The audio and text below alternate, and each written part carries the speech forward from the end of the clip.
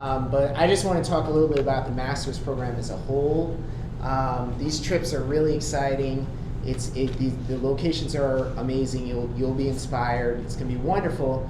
But ultimately, you're in a master's program, so this is about you. This is about, these locations are great, but this is about who you are going to be through this journey. And so the neat thing is that all of these courses the Earth Expeditions courses have what's called an Inquiry Action Project, the IAP. And this is a really potentially a powerful community changing project you can get involved in. And you've already seen, there's information about this in your workshop, so you guys can go there, you can read about the Inquiry Action Project. But, and we'll talk about it in country as well. But this to me actually, it's on par with these amazing wildlife viewings, and for me personally, I think more powerful. What we see our students do is absolutely phenomenal in their local communities when they get back from these trips. So what are the types of things people do? People engage in some sort of question or identify some need in their community. They talk to coworkers, you can talk to supervisors, you can talk to other schools or other conservation organizations or people that are doing things. We've had people work with community gardens. We've had people work with school groups or parks departments or and there's so many amazing things you can do. Really, we can't say. You guys have to sort of do some soul searching to figure out what that's going to be for you. But the best advice I could give you is start thinking about it now, and start thinking about not just like in an insular way, like I'm thinking about it. My idea. What is my idea? Think about talking to people, and really and talking to people you wouldn't normally talk to in your everyday life, like reaching out and calling someone and saying, hey, I'm starting this master's program. I'm going to have 2.5 years or longer to be working on different things. I want to potentially forge some sort of a collaboration with you.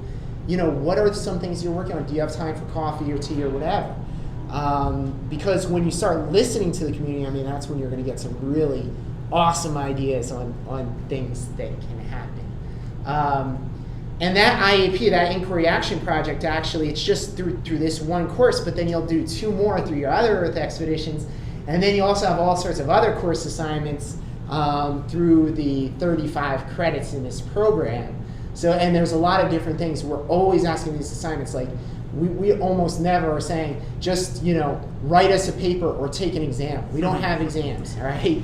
We have engagement projects. So we're looking for real engagement, and however you guys define that and figure that out. It's pretty exciting. And always, I think, I'm always a little nervous, like, is this going to work? Is this going to work? And our instructional team, like we all have seen this work, and like the things just blow our mind what's produced. Do you guys have any thoughts on like either Inquiry Action projects or the general projects that you've seen in this program that might help people as they're thinking about that? I think just thinking about what your passion is, what interests you, and what you see as a need in your community that you live in, the community that you work in. Start just thinking about what those needs are and what you want to do to help your living or work community. And start to just kind of think of general ideas, but don't hone in on a specific project idea. This is what is going to be my project, because once you are on your Earth expedition and you're engaging in all of these discussions and you're meeting the in-country partners, you might have something completely different take you in a direction that you hadn't even thought of. Something else might inspire you in a way that you hadn't thought of. So start to think general and just be open to inspiration, I guess. Yeah, I always, when I went through the program, I always kind of asked myself, what do I want to be when I grow up? Because, I am this, but, what do I want to be, 5 years from now, 10 years from now? And Laura's right, it's about finding your passion. And when you are in country, you will find other inspiration. You'll find a voice you never knew you had. You'll find a direction that you might want to go other than the direction you originally thought you were going to go. But just, kind of have a general idea, like Laura said, and hone it and get more specific as the course goes on. And another idea too on that is not to, I get excited just thinking back on my own projects, is not to limit yourself, because you might just think, oh, I don't know if I could do something that big. But then once you get started, sometimes your projects just start snowballing into something that you end up impressing yourself, like, wow, look what I did. You're capable of so much more than you have any idea of going into this program. I think you will impress yourselves if you're just open to what's ahead of you. It's a very exciting program. I'm And also, excited for you all. and also just keep in mind that everybody that's in this program with you there are professionals out in the field, and they all have different ideas, and they've all seen different things, and they are your support as you're developing these projects. So it's actually encouraged that you're posting your projects, you're getting ideas, you're providing feedback on each other's projects, and it's really, really cool. But please feel free to use that support. Oh, definitely. Yeah. And I'd say the thing I've been the most impressed by, having seen a couple of classes of folks graduate now, is that when you do really choose something that you feel passionate about, nobody has stopped working on those projects just because they got their degree. All I continue to get are emails from people saying, oh, now I've partnered with this other person. Oh, I found out this person was a GFP grad too, and they just lived down the way from me, and now we've started this other project. And so really take that time to be sure it's something you want to do. Don't just tick it off because you want to get your master's, which that's fine if that's why you show up. We're not judging you on any reason as to why you're here now, but I think you're going to really want to make it something that you're willing to cry over late night when you lose the data set and you have to start over and all those other things. That's the best advice I ever got from a mentor of my own, saying when you join your graduate program, it really should be something that you're kind of like willing to cry about, right? That you're just gonna start over. Just dust yourself off and get back up, and you get right back on the computer the next day. So I think it's really exciting that way, and it might feel a little bit scary right now with that in mind, but we have plenty of time to talk about it. So don't feel like, oh geez, you're leaving today with this big to-do list, like figure out life. No, don't do that. Don't do that. What you did is you started on a super cool journey that a lot of people have done before and gotten through and are still smiling in here today. And that's going to happen for you too, and it's going to look totally different for each of you. And that's why we love it, and that's why I know I'm able to come back all the time, is that it's just always different, and you each are going to turn it into what you want it to be. So don't feel panicked about that, and know that, we have tons of time to talk in person while we're in the field, and then the web is just, after you know everyone, is going to be this just network of exactly what had already happened when we were sitting around wherever we were together in that country. You're just going to imagine that same thing when you go in the classroom with all those cute little icons, and think about those people being the real people that you know now, and those connections that you made. I had a question. Yeah. And this is my first year, and so I'm a little mixed up. The synthesis paper that we have to do, it's totally encompassing something that we do and have to have it all done before we leave. So it has nothing to do with our project, right? Or is it? It can inform your project. What? It can inform your project if that is the direction that you want your project to go into. So your synthesis paper could be kind of a research into developing your project. However, it can be totally independent Okay, as well. that's what I was wondering. Yeah.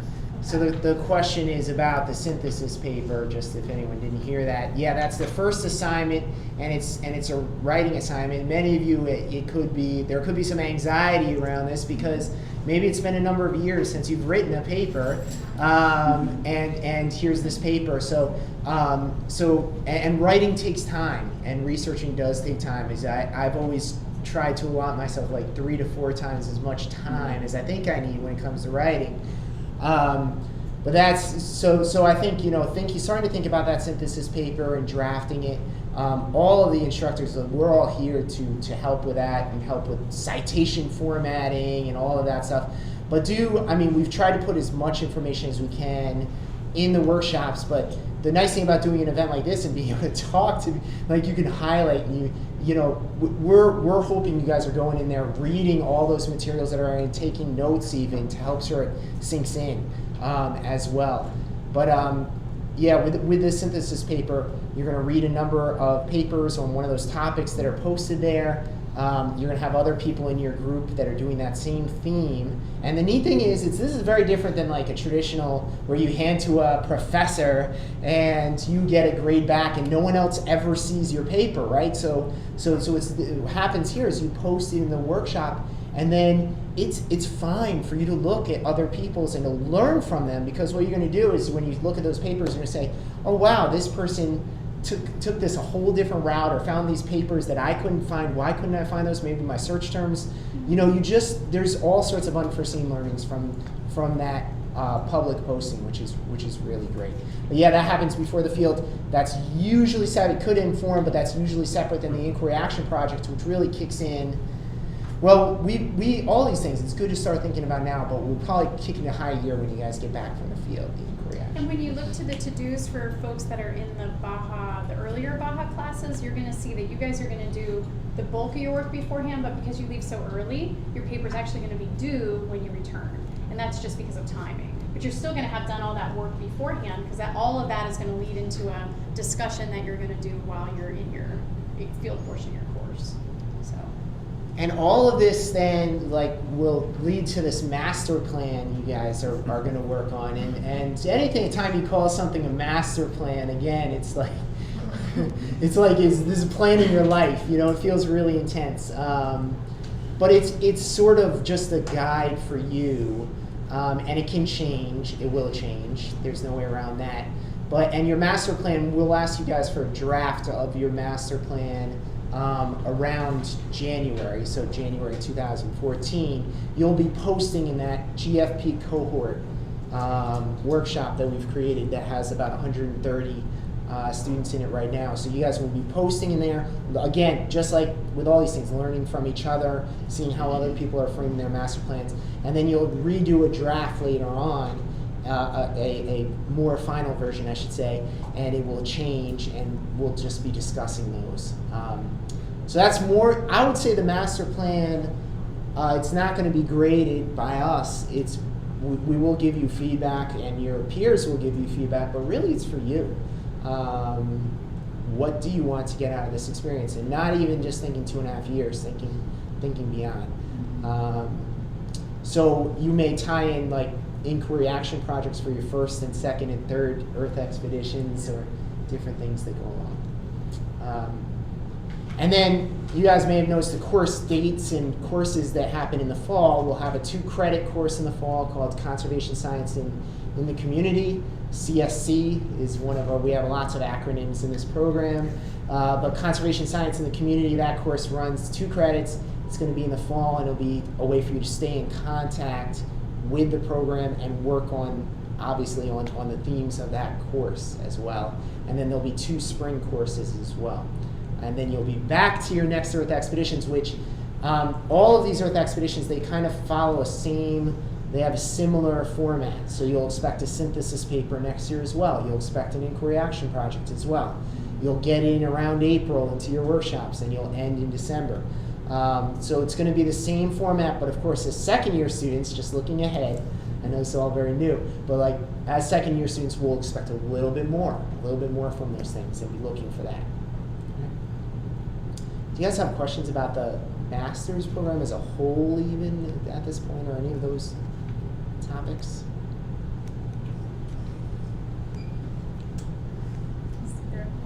All right. I'm sorry, I we focus on the grading, but is it a panel of grading? Is it one person? Jill's in charge of mine, so she's going to be grading my paper? Or? The two instructors will do the grading, and the way it's set up with Earth expeditions now is there's in the expectations and evaluations to do in the My Desk view of the workshop. When you go there, you'll see a code that will allow you to go and turn it in, a program called Turn It In, which is used for plagiarism checking, but it also has a gradebook function. And the gradebook function will be where we will post grades.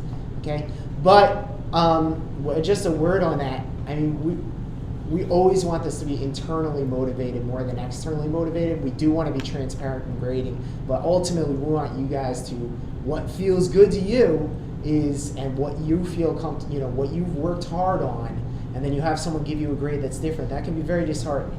So I mean, I think draw most of your energy from your own pushing for your own. Okay.